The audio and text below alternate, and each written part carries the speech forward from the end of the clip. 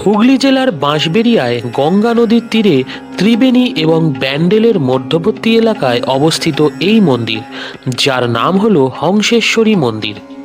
1799 সালে রাজা নৃসিংহদেব রায় এই মন্দিরটি নির্মাণের কাজ শুরু করেন এবং ওনার মৃত্যুর পরে ওনার স্ত্রী রানী শঙ্করী 1814 সালে এই মন্দিরটি সম্পূর্ণ করেন। মা কালীর এক রূপ, 4 হাত বিশিষ্ট নীল বর্ণের দেবী হংসেশ্বরী এই মন্দিরে পূজিত হন।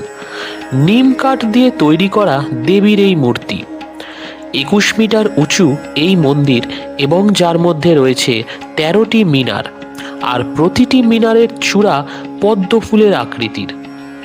তান্ত্রিক নীতি অনুসারে নির্মিত এই মন্দিরটি এবং মানবদেহের কাঠামো ইরা, পিংলা, বজ্রক্ষ, সুষমা এবং চিত্রিণীকেও অনুসরণ করে।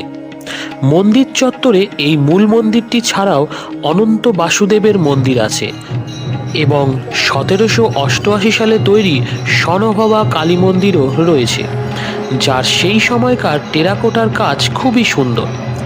এই মন্দিরটি খোলা থাকে সকাল 6টা থেকে দুপুর 12টা পর্যন্ত এবং বিকেল 4টে থেকে সন্ধ্যে 7টা পর্যন্ত, আর প্রতিদিন সন্ধ্যে 6:30টার সময় সন্ধ্যা আরতিও হয়।